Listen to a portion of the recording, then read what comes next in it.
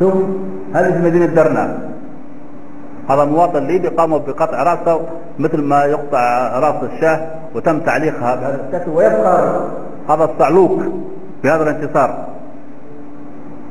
من أجل هذه المشاهد أعلنت عملية الكرامة، ومن أجل هذه المشاهد قبلنا التحدي بدون المجتمع الدولي وبدون تحالف دولي قتلنا هؤلاء. نحن نقاتل من أجل السلام، من أجل الكرامة، من أجل لا تتكرر هذه المشاهد. شوف هذا رجل شرطي من مدينة البيضاء تم القبض عليه في مدينة درنا وتم قطع رأسه. لدينا الفيديوهات ولكن لأنها بشعة جدا، ولكن للأسف أن هناك أطفال الآن في المشهد يلعبون بهذا الرأس، بعد ذلك يلعبون به كرة قدم. هذا الشخص هو موظف ومدير مصرف في مدينة بنغازي، أتت إليه الجماعات الإرهابية لسحب مبالغ مالية فرفض لعدم شرعية السحب، فقاموا بخطفه وقطع رأسه بهذه الطريقة.